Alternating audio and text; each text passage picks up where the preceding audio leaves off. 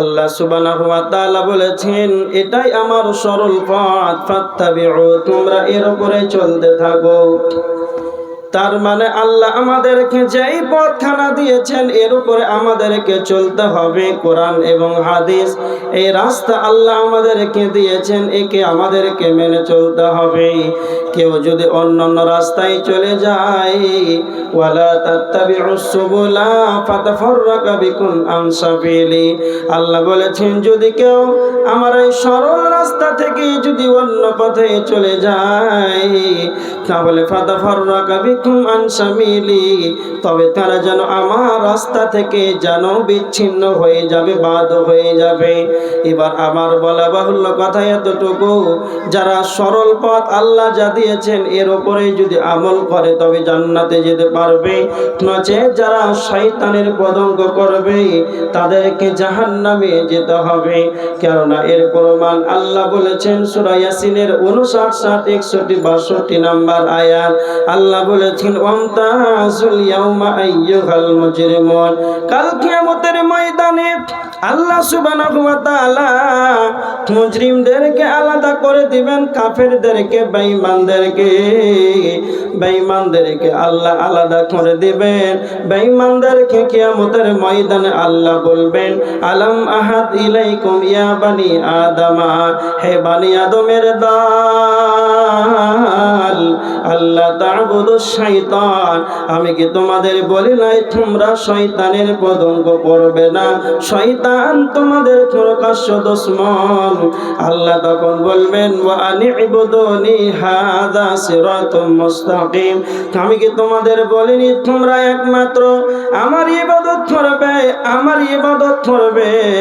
হাযা সিরাতুম মুস্তাকিম, এটাই আমার সরল পথ, তোমরা কি জানো না? ওয়ালাকাদ আযাল্লা মিনকুম জিবিল্লাম কাসীরা, শয়তান তোমাদের অনেক দলকে জানো পথভ্রষ্ট করে দিয়েছে। আফালাম তাকুনু তাকিলুন, তবে কি তোমরা জানো না? আল্লাহ তখন বলবেন, ইসলাউহাল ইয়াউমা বিমা কুনতুম তাকফুরুন, হাদিহি জাহান্নামুল্লাতী কুনতুম তুআদুন, এই সেই জাহান্নাম যেই জাহান্নামের ব্যাপারে তোমাদেরকে দুনিয়াতেই যেন প্রতিশ্রুতি দেওয়া হয়েছিল।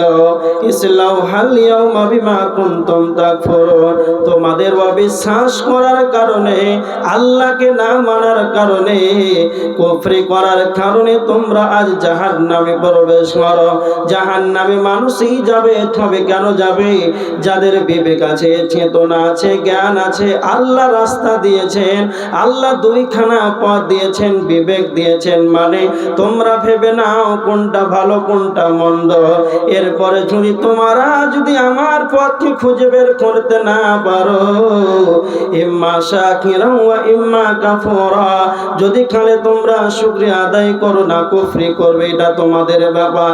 যদি খালে তোমরা শুকরিয়া আদায় না করো, যদি কুফরি করো, অবিশ্বাস করো আমাকে রব বলে যদি তোমরা মেনে না নাও, ইন্না আ'তাদনা লিল কাফিরিনা, আল্লাহ সুবহানাহু ওয়া তাআলা সূরা দাহারের 4 নম্বর আয়াতের ভিতরে আল্লাহ বলছেন, আমি কাফেরদের জন্য তৈয়ার করে রেখেছি, কাফেরদের জন্য প্রস্তুত করে রেখেছি সালাসিলা ওয়া আগলালা, শিকল এবং বেড়ি, ওয়া সাইরা, জাহান্নামের দর্দনাক আযাবকে আমি আল্লাহ কাফেরদের জন্য রেডি করে রেখেছি।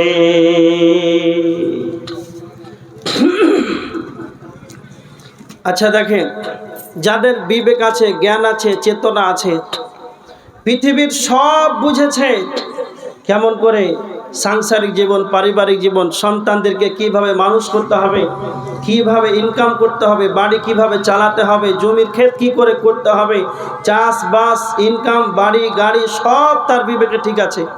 কিন্তু ওকে 5 ওয়াক্তের মসজিদে যেতে হবে, এই বিবেকে কাজ করে?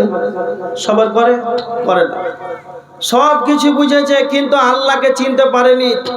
এমনকি পৃথিবী নিয়ে গবেষণা করতে করতে করতে আল্লাহর সৃষ্টিরাজি, চন্দ্র গ্রহ, উপগ্রহ, গ্রহ, যতগুলো তারা আছে, যতগুলো আসমানে যত যা আছে সব কিছুকে দেখে গবেষণা করতে করতে বই লিখেছে, বিজ্ঞান বই, সূত্র আবিষ্কার করেছে, ওর নাম হয়েছে আর বৈজ্ঞানিক।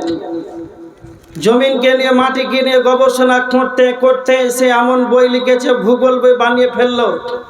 সে হলো ভূতত্ত্ববিদ, সবাই ওকে জানে, সে বিজ্ঞানী, সে জানে, ও জানে, ও ভূতত্ত্ববিদ, অনেক জ্ঞানী মানুষ, কিন্তু আল্লাহকে খুঁজে পায়নি। এই লোকটা নাস্তিক, এই লোকটা হচ্ছে কাফের। তো আল্লাহ বলছেন এই কাফেরগুলোই জাহান্নামে যাবে। আর মানুষই তো যাবে জাহান্নামে। তুমি তোমার রবের সৃষ্টি জগৎকে দেখে তুমি ভূতত্ত্ববিদ হলে, বিজ্ঞানী হলে, আর তুমি তোমার রবকে খুঁজে পেলে না। তোমার মতন আর হতভাগা দুনিয়াতে আছে? তো এই মালকটা জাহান্নামে যাবে। পৃথিবীর সব বুঝেছ, তোমার 1 থেকে Z পর্যন্ত তোমার ডিগ্রির অভাব নাই। তোমার মাধ্যমিক থেকে যতগুলো সার্টিফিকেট, মার্কশিট সারা গ্রামবাসী জেনেছে। এই গ্রামের ছেলেটা ছোট থেকে ক্লাস 6 থেকে নিয়ে যখন থেকে সরকারি স্কুলে গিয়েছে তখন থেকে নিয়ে মাথাটা, এই ছেলেটার মাথা ভালো। যখন স্কুলে যায়, পরীক্ষাতে বসে, সব জায়গাতেই ফার্স্ট ডিভিশন নাম্বার পায়, সব ঠিক আছে। লোক ওকে দেখলেই তুমি ছেলেটা ভালো, তুমি তোমার জন্য সরকারি চাকরি হয়, মাথায় হাত বুলাই, শরীরে হাত বুলাই, তার জন্য দোয়া করে যে ছেলেটা লেখাতে পড়াতে সবচাইতে ভালো। কিন্তু 5 ওয়াক্তের নামাজ পড়ে ওর দাম আছে? হ্যাঁ বলেন একবার, ওর দাম আছে? এটাই আল্লাহ বলছেন, বিবেক আছে, চেতনা আছে, জ্ঞান আছে, চক্ষু আছে, কর্ণ আছে, সব কিছু আছে, তারপর তোমার রবকে তুমি খুঁজে পেলে না। এর চাইতেও অপমান আর কি হতে পারে? এটাই বোঝানোর জন্য বলছি। এবার দেখেন, এই রমজান মাস চলছে বর্তমান। রমজান মাস যখন শেষ হয়ে যাবে, শাওয়াল মাস যখন উঠে যাবে, আপনারা খেয়াল করে দেখবেন, যারা ফেসবুক চালায়, আমরা প্রায় খেয়াল করি, ওই ঈদের দিন থেকে সকাল করে ফেসবুকে একটা পোস্ট দেয়, বিশেষ একটা বিজ্ঞপ্তি, বিশেষ ঘোষণা, হারিয়ে যাওয়ার বিজ্ঞপ্তি। কি না, তো মসজিদের মুসাল্লি হারিয়ে গিয়েছে, তাদের মাথায় ছিল টুপি, পরনে ছিল পাঞ্জাবি। এইরকম ভাবে তারা প্রথম তারাবি থেকে দেখতে পেয়েছিলাম। আর যেমন ঈদের সালাত আদায় করে এলাম, আর তাদেরকে খুঁজে পাওয়া যায় না। যদি আপনারা পান তাহলে এই এত নাম্বার মসজিদে এই গ্রামে একটু পাঠিয়ে দেবেন। এরকম বিজ্ঞপ্তি দেখা দেয় ফেসবুকে, আপনারা দেখেননি না? হারিয়ে যাওয়া বিজ্ঞপ্তি, মসজিদের মুসাল্লি হারিয়ে যায়। রমজান মাস যখন, শাওয়াল মাস যখন চাঁদ উঠে, রমজান মাসে যে কটা মুসাল্লি হয়, এই রমজানকে খাস করে ইবাদত করে, ওই মাল কটাকে আর খুঁজে পাওয়া যায় না। এরা কেমন মুসাল্লি? ভালো করে ভালো করে কথা শুনেন, খুব ভালো করে শুনেন। একজন উর্দু দার্শনিক বলেছেন, ইস জামানা কি লোক মেরে বাত শুনতে নেই, सुनते तो समझते नहीं, समझते तो करते नहीं, करते तो अल्लाह ताला के लिए नहीं। একজন উর্দু দার্শনিক খুব ভাইটাল কথা বলেছেন, এই জামানার লোক আল্লাহর কথা শুনতে চায় না। কিছু মানুষ আছে শুনবে তো বুঝবে না, আবার কিছু মানুষ আছে বুঝবে কিন্তু করবে না। বিশাল খারে ডিগ্রি আছে, জুমার খুতবাতে যাবে, জলসাতে যাবে, ওলামা ইকরাম কি বলছেন শুধু ফতোয়া জিজ্ঞাসা করবে, ওরে এমন এমন ফতোয়া জিজ্ঞাসা করবে, ওর কাছে মাদানি ফেল পড়ে যাবে। তার মানে দার্শনিক বলছেন, সমাজতে তো করতে নেই, ও সব বুঝেছে কিন্তু করবে না। অনেক মাস্টার দেখবেন, ডক্টর দেখবেন, প্রফেসর দেখবেন, চাকরিজীবী দেখবেন, ওকে সলাতের কথা বলবেন, জাকাতের কথা বলবেন, হজের কথা বলবেন, আমলের কথা বলবেন, বলবে এইগুলো আমার জানা আছে, তোমাকে বলতে হবে না। ও মান সব কিছুই বুঝে কিন্তু করবে না। দার্শনিক বলছেন, করতে তো আল্লাহ তাআলা কে লিয়ে নেই, করবে কিন্তু আর কিছু মানুষ আছে যেন আল্লাহর জন্য করবে না। এবার আমার দিকে ভালো করে দেখেন, কিছু মানুষ আছে করবে কিন্তু আল্লাহর জন্য করবে না। তারা হলো তারাই যারা রমজান মাসকে খাস করে ইবাদতে আসবে। যখনই রমজান মাসের চাঁদ উঠে যাবে, যখনই রমজান মাসের চাঁদ উঠে যাবে, তখন মসজিদে ভিড় করে সালাতে আসে। আর যখন রমজান মাস শেষ হয়ে যায়, ওদেরকে আর মুসাল্লিকে যেন খুঁজে পাওয়া যায় না, এমন অবস্থা হয়ে যায়। এই রকম ভাবে যারা মানুষকে দেখাবার জন্য সালাত আদায় করে, এটাই দার্শনিক বলেছেন, করতে তো আল্লাহ তাআলা কে লিয়ে নেই, করে কিন্তু ওরা আল্লাহর জন্য করে না। একটা খুব ভালো করে কথা শুনেন। আমি এক জায়গাতে বক্তব্য দিচ্ছিলাম, দিতে দিতে বললাম, ভাই অনেক নদী আছে, সেই নদীগুলো তো জোয়ার ভাটা হয়। আপনারা জানেন জোয়ার ভাটা কাকে বলে? বলেন, কে বলতে পারে? জোয়ার মানে নদীতে এমন এক সময় সকালে এমন পানি এলো, নদী একবারে ভর্তি, আর যখন ভাটায় বৈকালে কিংবা দুপুরে ভাটাতে ভাটাতে একবার নদীর পানি তলাতে ঠেকে যায়। তার মানে যেটা বাড়ে ওকে বলা হয় জোয়ার, আর যেটা কমে সেটাকে বলা হয় ভাটা। এই জোয়ার ভাটা। তা আমি বক্তব্যের মধ্যে বললাম, শুনেছিলাম নদীতে জোয়ার ভাটা হয়, আর এখন বর্তমান মুসলিম সমাজে মসজিদে জোয়ার ভাটা হয়। সেটা কি? রমজান মাস যখন আসবে, রমজানের চাঁদ যখন উঠে গেল, মসজিদে মুসাল্লির জ্বর আসে। আর যখন 10 তারাবি 15 হলো, 20 হলো, তখন আস্তে আস্তে আস্তে একবারে ভাটাতে ভাটাতে ভাটাতে রমজান মাসে সব ভাটিয়ে গেল। এই জোয়ার ভাটা মুসাল্লি হয়ে আমরা জান্নাতের আশা করে বসে আছি। এটা নানার বাড়ি যে মন করলে হয়ে গেল না। জোয়ার ভাটা মুসাল্লি, এর কোনো দাম আছে? এর কোনো দাম নাই। এই জন্য এইরকম মুসাল্লি হয় না। আপনাকে একটা ভালো করে কথা বলে যাই, মুসাল্লি হবেন, পাক্কা মুসাল্লি হন। যদি কালে এইরকম মানুষকে দেখাবার জন্য যদি সালাত আদায় করেন, তাহলে আপনার অবস্থা খারাপ হয়ে যাবে। এবার একটা কথা বলছি, দেখেন, কিয়ামতের ময়দানে যেই দিন জাহান্নামীরা জাহান্নামে চলে যাবে, জান্নাতীরা জান্নাতে চলে যাবে, যেই দিন আল্লাহ সমস্ত মানুষদেরকে একত্রিত করবেন, আল্লাহ সুবহানাহু ওয়া তাআলা ভালো করে মনে রাখবেন, আদম থেকে নিয়ে হযরতে ইসরাফিল আলাইহিস সালাম শেষ ফুঁক যখন মারবে, সেই ফুঁক মোহর শেষ মুহূর্তে যে বাচ্চারা জন্মগ্রহণ করবে, সমস্ত মানুষ যেন আমরা একদিন একত্রিত হয়েছিলাম, সেই জায়গাটা হলো জান্নাতের ভিতরে। যেই দিন আল্লাহ আদমের পৃষ্ঠদেশ থেকে বালুর কণার মতো ছোট ছোট ক্ষুদ্র ক্ষুদ্র আত্মাগুলোকে আল্লাহ বের করেছিলেন জান্নাতের ভিতরে আলামে আরওয়াতে, সেই দিন আমরা একই সঙ্গে সারা পৃথিবীর মানুষ ছিলাম। সেই দিন নবী আদম ছিল, নবী ইব্রাহিম ছিল, নবী মুহাম্মদ ছিল, সেই দিন আমি ছিলাম, আপনি ছিলেন। এইরকম ভাবে আমরা যেন একত্রিত সেই দিন ছিলাম। আজ বর্তমান কেউ আছে, আমরা কে কোথায়? সারা পৃথিবীর মানুষ যেন বিচ্ছিন্ন হয়ে আছে। আদম আলাইহিস সালাম থেকে আজ পর্যন্ত যতগুলো মানুষ আমাদের পূর্বে এসেছিল, তারা যেন আজ নাই, মারা গিয়েছে। আমাদের পরবর্তীতে তারা আসবে। এক কথায় আল্লাহ আদম থেকে নিয়ে সারা পৃথিবীর মানুষকে আবার একত্রিত করবেন। সেই জায়গাটার নাম হলো কিয়ামতের ময়দান। আল্লাহ যেই দিন কিয়ামতের ময়দানে আমাদেরকে একত্রিত করবেন, সেই দিন কেউ অনুপস্থিত থাকবে না। ওয়া মা হুম আনহা বিগায়িবিন, সেই দিন কেউ অনুপস্থিত থাকবে না, কেউ পৃথক থাকবে না। আল্লাহ সবাইকে যেন একত্রিত করবেন। আল্লাহ সেই দিন দুইটা জায়গা, দুইটি আমাদের শেষ ঠিকানা, একটি জান্নাত জাহান্নাম, জাহান্নাম জান্নাত, জাহান্নাম জান্নাত, জান্নাত জাহান্নাম। এই দুইটি আল্লাহ আমাদের শেষ ঠিকানা বানিয়েছেন।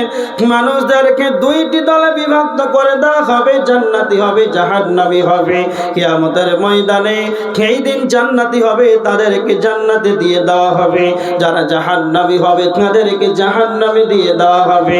জান্নাত জাহান্নামে আল্লাহ সমস্ত মানুষদেরকে বিভাজন করে দিবেন। জান্নাতীরা জান্নাতে যাবে, কিছু সময় যেন জীবনটাকে আনন্দের জীবন কাটাবে। জাহান্নামে সে কষ্ট লিলিহান শিখা অগ্নি জাহান্নামের ভিতরে চিৎকার করবে। এত কষ্ট সেই জাহান্নাম থেকে যখন কর্ণের আওয়াজ পাওয়া যাবে, ছয় হট্টগোল করবে, চিৎকার করবে। জান্নাতীরা তখন দেখতে পাবে। জান্নাতীরা তখন বলবে, ও জাহান্নামীরা, ও জাহান্নামীরা, ও জাহান্নামীরা, তোমরা বলো কেন তোমরা ওই কষ্ট লিলিহান শিখা অগ্নিতে জাহান্নামে তোমরা কেন গেলে তোমরা বলো। জাহান্নামীরা তখন কেঁদে কেঁদে চারখানা কারণ বলবে, আল্লাহ এক নাম্বার খানা বলবে আমাদের জাহান্নাম আসার কারণ, ক্বালু লাম নাকু মিনাল মুসাল্লিন, আমরা মুসাল্লি ছিলাম না, আমরা সালাত আদায় করতাম না, আমরা বেনামাজি ছিলাম। সালাত আদায় না করার কারণে, নামাজ আদায় না করার কারণে আল্লাহ আমাদেরকে জাহান্নামে দিয়েছেন। আপনাদের সম্মুখে আমার বলা বাহুল্য কথা এতটুকু, মানুষেরা যখন জাহান্নামে যাবে, যখনই তাদেরকে বলা হবে কেন তোমরা জাহান্নামে গেলে, প্রথম কথা বলবে যাকাতের না, হজের না, সর্বপ্রথম বলবে আমরা নামাজের মতন ইবাদতে ছিলাম না। তার মানে জাহান্নাম যাওয়ার প্রথম কারণ সেটাই হলো বেনামাজি, বেনামাজি, বেনামাজি, বেনামাজি হওয়ার কারণেই মানুষ জাহান্নামে যাবে। ভালো করে শুনেন, এক নাম্বার পয়েন্ট, মানুষ জাহান্নামে যাবে কেন না, তো বেনামাজি। কাউকে জাহান্নামী বলা যাবে? হ্যাঁ না বলে বলা যাবে? এই আব্দুল সাত্তার তুমি জাহান্নামী বলা যাবে? কাউকে জাহান্নামী বলা যাবে না। কেন? একটা খারাপ নষ্ট মহিলা একটা কুকুরকে পানি পান করিয়ে জান্নাতে, হ্যাঁ হাদিসে আছে। আর একটা ভালো আমলকারী মহিলা একটা বিড়ালকে বেঁধে রেখেছিল, আর বিড়ালকে না মানে ক্ষুধার্ত অবস্থায় না খেতে দেওয়ার কারণে ওই অবস্থায় বিড়ালটা মারা গেছে, মহিলা জাহান্নামী। তো কে কিসের কারণে জাহান্নামে যাবে ওটা কারো দায়িত্ব না, মানে বলাটা ঠিক না তুমি জাহান্নামে চলে যাবে। ভালো করে কথাটা শুনে, কাউকে জাহান্নামী বলা যাবে না, ঠিক আছে? এবার দেখেন, কাউকে জাহান্নামী বলা যাবে না, পৃথিবীর কোন মানুষকে জাহান্নামী বলা যাবে না। কিন্তু ভালো করে আমার কাছে কথাটা শুনে রেখে দেন, সারা পৃথিবীর যতগুলো বড় বড় আলেম আছে, মুহাদ্দিসগণ আছেন, সবার সমস্ত ওলামাদের মত বেনামাজি জাহান্নামী, বেনামাজি জাহান্নামী। কারণ এটা হলো কোরআনের আয়াত, সূরা মুদ্দাসসিরের 43 নম্বর আয়াত। বেনামাজির কারণে মানুষ জাহান্নামে যাবে, এটা কোনো হাদিস নয় যে হাদিসটা জাল হতে পারে, হাদিসের সানাদ ছুটে যেতে পারে, হাদিসটা দুর্বল হয়ে যেতে পারে না, স্বয়ং এটা পবিত্র কোরআনের আয়াত। আল্লাহ জিবরাইলকে যা বলেছেন, নবী মুহাম্মদকে জিবরাইল তা ডেলিভারি দিয়েছেন, একবারে সহি কথা, আল্লাহর কথা। জাহান্নামে যাওয়া কারণ নামাজ আদায় না করার কারণে। আপনি সন্দেহ করবেন যে হাদিসটা হয়তো জাল হতে পারে, জয়ীফ হতে পারে, এই কারণে তাহলে ওটা বাদ, ওটা নাও হতে পারে, কিন্তু এটা কোরআনের আয়াত, যাতে কোনো রকমের কোনো সন্দেহ নাই, তার নাম হচ্ছে পবিত্র কোরআন। আল্লাহর কাছ থেকে যেছে, একবার কোনো সন্দেহ নাই মানুষ জাহান্নামে যাবে। এবার দেখেন, আমাদেরকে একটু লক্ষ্য করেন, মানুষ তো বেনামাজি এই সালাত আদায় না করার কারণে জাহান্নামে যাবে। এবার মোট কথা হলো, একটু আমাদের দিকে লক্ষ্য করেন। আপনারা যদি বলেন যে আব্দুল কাইয়ুম, আপনি তো বেঙ্গল থেকে, মালদা থেকে এসে খুব লেকচার দিচ্ছেন যে বেনামাজি জাহান্নামী, তো এখন যদি আপনি বলেন যে একটা হাদিস থেকে দলিল দেন, যদি আপনারা একটা জিজ্ঞাসা করেন কাটিহার জেলার মানুষ, অত তো ফতোয়া দিচ্ছেন, তো একটা হাদিস দেখান যে হাদিসে লেখা আছে সরাসরি যে বেনামাজি জাহান্নামী। তা আপনারা যদি প্রশ্ন করেন তা আমি উত্তর দিচ্ছি যে বেনামাজি জাহান্নামে যাবে, এর কোনো সরাসরি কোনো একটা সহি হাদিস নাই, হাদিস নাই, সহি হাদিস নাই, তারপরে জাহান্নামে কেন? একবার যুক্তিসঙ্গত একটা কথা, খুব ভালো করে এই পয়েন্টটা মনে রাখেন আর ভালো করে বুঝেন। আর না যদি ভালো করে বুঝেন তাহলে বুঝতে পারবেন না। এইদিকে দেখেন, আপনাদেরকে প্রশ্ন করছি, আল্লাহ রসুলের জামানায় মুনাফিকরা সালাত আদায় করতো না করতো না? মুনাফিকরা করতো না করতো না? আল্লাহ রসুলের পিছনে সালাত আদায় করতো মুনাফিক। আচ্ছা, মুনাফিক পৃথিবীতে সবচাইতে খারাপ, ও আপনার দিকে আছে, ও তৃণমূল করে, ও বিজেপি করে, ও আমার সব দিকে মাল, এর নাম হচ্ছে মুনাফিক। তো মুনাফিকরা রসুলের পিছনে সালাত আদায় করতো, খুব খাতরা। আমার মোট কথা হলো, এমন একজন ব্যক্তি, বিশ্বের নবী সবচাইতে শ্রেষ্ঠ, সবচাইতে চরিত্রবান এমন একজন ব্যক্তির পিছনে সালাত আদায় করতেন মসজিদের মুনাফিকরা, এই মদিনার মুনাফিকরা। বাস এবার ভালো করে দেখেন, সূরা নিসার ভিতরে আছে 145 নম্বর আয়াত, ইন্নাল মুনাফিকিনা ফিদ দারকিল আসফালি মিনান নার। জাহান্নামের সবচাইতে নিচু স্থানে থাকবে তারা হচ্ছে মুনাফিক। মুনাফিকরা জাহান্নামের সবচাইতে নিচু শ্রেণীর মানুষ। মানে ওরা কতটা আল্লাহর কাছে খারাপ, জাহান্নামের সবচাইতে নিচে আল্লাহ মুনাফিকদেরকে রাখবেন। বুঝতে পারলেন এত দূর? আচ্ছা, এত মুনাফিকরা খারাপ যারা সবচাইতে জাহান্নামের নিচে থাকবে, আর ওরা রসুলের পিছনে সালাত আদায় করেছে। ভালো করে বুঝতে পারছেন? আল্লাহ রসুলের পিছনে মুনাফিকরা সালাত আদায় করত। তার মানে আমার বক্তব্যটা এতটুকু এবার বুঝেন, যেই জামানায় রসুলের জামানায় মুনাফিকরাও রসুলের পিছনে সালাত আদায় করত, আল্লাহ রসুলের জামানায় মদিনার মুনাফিকরাও রসুলের জামানায় পিছনে ইমামের পিছনে সালাত আদায় করত। আপনাদেরকে কাটিহার জেলার মানুষকে সবাইকে বলে যাচ্ছি, একটা আপনারা হাদিস দেখাতে পারবেন বিশ্ব নবীর সাহাবীদের, আর যতগুলো সাহাবী ছিল একজন সাহাবীর নাম বলেন যেই সাহাবীটা ঈমান আনার পর বেনামাজি ছিল, সালাত আদায় করেন, এরকম একজন সাহাবীর নাম বলতে পারবেন? কেউ বলতে পারবে? আল্লাহ রসুলের জামানায় একজন সাহাবীর নাম বলেন, এই সাহাবী অমুক সাহাবী সালাত আদায় করে ইশার সালাত ফজর সালাত ছেড়ে দিয়েছে, এরকম একজন সাহাবীর নাম কেউ বলতে পারবে না। তার মানে রসুলের জামানায় বেনামাজি ছিল? আমি বুঝানোর জন্য বলছি, আল্লাহ রসুলের জামানায় বেনামাজি ছিল? হ্যাঁ না বল, বুঝতে পারেন না? তার মানে আল্লাহ রসুলের জামানায় বেনামাজি ছিল না, এমন নামাজি ছিল কি মুনাফিকরাও সালাত আদায় করত। মানে এমন নামাজি যে মুনাফিকরাও নামাজি, আরে মুসলমান তো দূরের কথা, মুনাফিকরাও নামাজি ছিল। এবার আমার কাছে ভালো করে দেখেন। আচ্ছা, এই যে আমরা হাদিসগুলো হুজুররা পড়ি আর বক্তব্য বলি আর মসজিদে খুতবাতে বলি আর ছাত্রদেরকে বলি, তো এই হাদিসগুলো আল্লাহ রসুলের জামানায় হাদিসগুলো তৈরি হবে না এখন 2000 সালে হাদিসগুলো তৈরি হবে? বলেন। মানে আল্লাহ রসুল যা করেছেন, সাহাবীরা যা করেছেন, আল্লাহ রসুল যা বলেছেন, এইগুলো তো হাদিস, এদেরকে হাদিস বলা হয়। তো সেই যুগে হাদিস হবে, তো এখন যদি কোনো মানুষ হাদিস বলে, এটা বলে ওটা বললে হাদিস এখন গ্রহণ হবে? হাদিস তো সব সেই যুগ থেকে 14.5 বছর আগে যেইগুলো হয়েছে সেটাই তো হাদিস। আচ্ছা, আল্লাহ রসুলের জামানায় তো কোনো বেনামাজি ছিল না, সাহাবীদের কোনো পরিকল্পনাও ছিল না যে ওর বাপের নাম হবে হাজি আব্দুল সাত্তার, ওর দাদার নাম হবে আব্দুর রহমান হাজি, আর ছেলের নাম আব্দুল্লাহ, আর ও নামাজ পড়বে না ফজর সকাল 8:30, এরকম তো ওদের ধারণাই ছিল না। বুঝতে পারেননি? মানে সাহাবীদের এগুলো ধারণা ছিল না যে ও মুসলমান হবে আর সালাত আদায় করবে না। তো হাদিসটা সেই যুগে হবে না এখন 2025 আমরা বানাবো যে বেনামাজি জাহান্নামী? এতটুকু বুঝতে পেরেছেন কি পারেন? তার মানে আল্লাহ রসুলের জামানায় তো বেনামাজি ছিল না, তা হাদিসটা কোথা থেকে আসবে? আল্লাহ রসুলের জামানায় তো বেনামাজি ছিল না, তা হাদিসটা কোথা থেকে আসবে? এতটুকু বুঝতে পেরেছেন? এই জন্য কোরআনের আয়াত, পবিত্র গ্রন্থ আল কোরআন সূরা আল মুদ্দাসির, জাহান্নামীদেরকে যখন বলা হবে তোমরা জাহান্নামে কেন গেলে, তখন বলে আমরা নামাজ আদায় করতাম না। আচ্ছা, এখন যারা শুধু রমজান মাসকে খাস করে সালাত আদায় করছেন, এই রকম যারা বেনামাজি, এদেরকে নামাজি বলে গণ্য করেন না, এরা বেনামাজি। এই 1 মাস সালাত আদায় করে এরা কি দেখাতে চায়? সুন্দর মানুষটা, এই রমজান মাস এটা হচ্ছে ট্রেনিংয়ের মাস।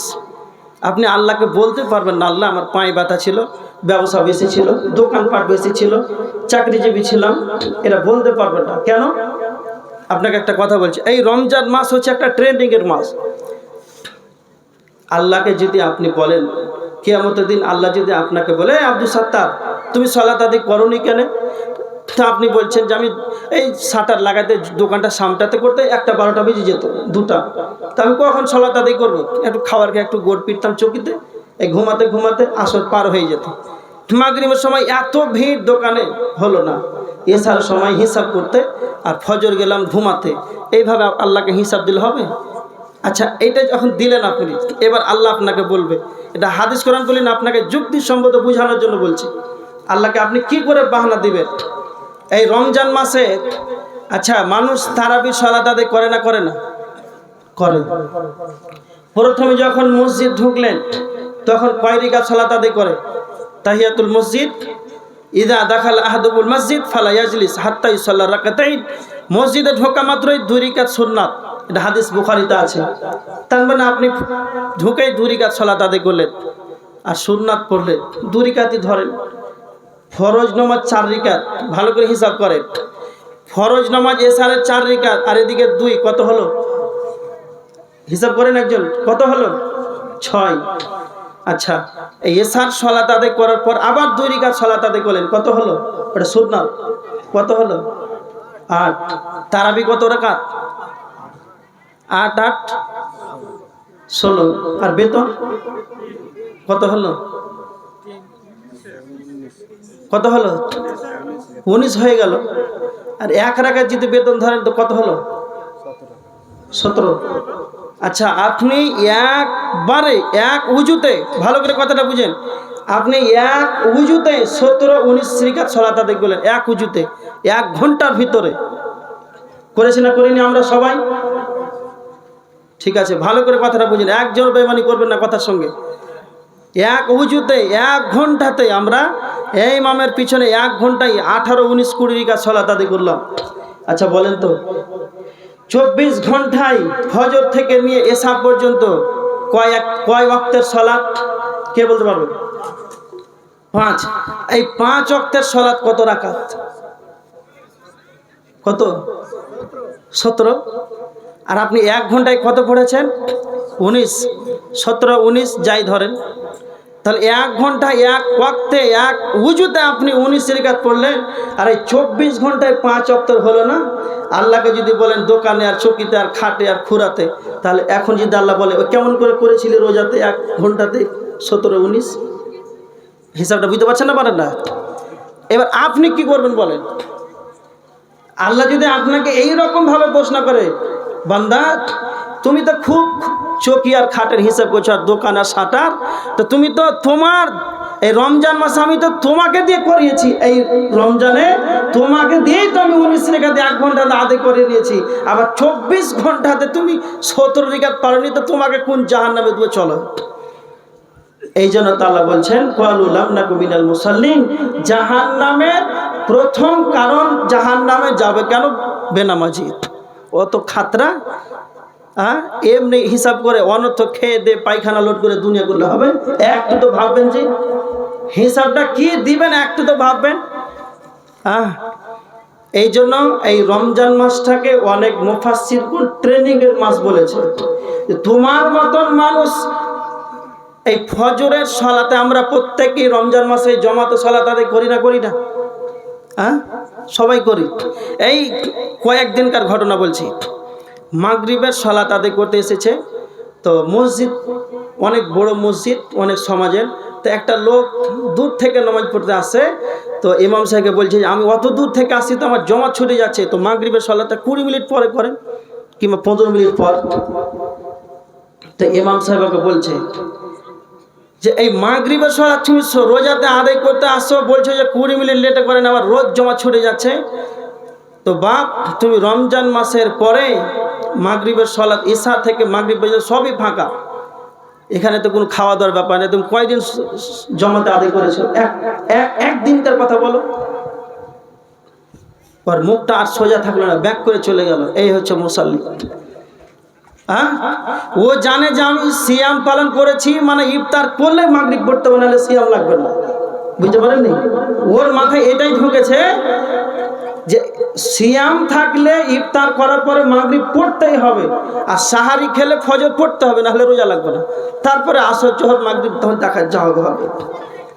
ভালো করে শোনেন, 5 ওয়াক্তের সালাত পশ্চিমকালেও কখনো ছাড়বেন না, এটা ফরজ।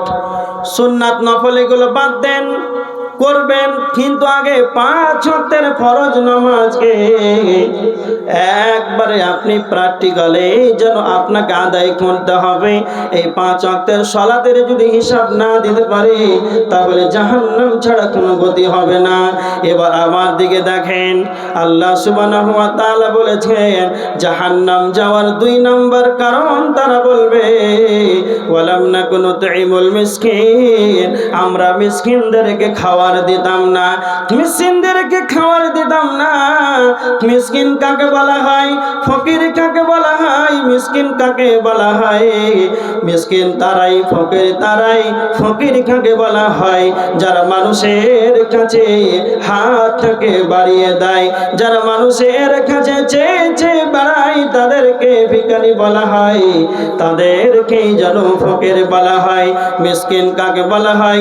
যাদের পেটে খাওয়ার নাই, যাদের বাড়িতে খাওয়ার নাই, পেটে খাওয়ার নাই, কোনো রকম যেন খাওয়ার নাই, কোনো টাকা পয়সা নাই, আয় উন্নত নাই, এইরকম অভাবের তোমার অভাব অভাব, কিন্তু পেটে খোদার থাকার পর আর বাড়িতে খাওয়ার না থাকার পর কোন মানুষকে যেন বলতে পারে না আমার পেটে খোদা আছে, তাকেই যেন মিসকিন বলা হয়। খুব ভালো করে শুনেন, মিসকিনদেরকে খাবার না দিলে জাহান্নাম। কথাটা একবার ভাবেন। চারটা কারণ বলা হয়েছে মুদ্দাসসিরে। প্রথম নম্বরে বেনামাজি, দ্বিতীয় নম্বরে মিসকিনকে খাবার না দিলে। এটা কত বড় কথা! মিসকিনকে খাবার না দিলে জাহান্নাম, এটা যেমন তেমন ব্যাপার। কেন বলা হয়েছে দেখেন, মিসকিন আপনার বাড়ির পাশে আছে, মিসকিন আপনার গ্রামে আছে, নাই, বাপ মারা গিয়েছে, ভাই নাই, 5টা ভাই আছে, সব আলাদা, ওর মা শুধু একা আছে, ওর বাপ মারা গিয়েছে, ও 5 ভাই ওর মাকে দেখে না, গরিব মানুষ, খেতে পায় না, ভিক্ষা করতে যায় রেল স্টেশনে। এই হচ্ছে মিসকিন। এই মিসকিন কতটা কষ্টে দিন কাটে, আর আপনি নাকে তেল দিয়ে একবারে সারা রাত ঘুম পাড়ছেন। খুব ভালো করে দেখেন।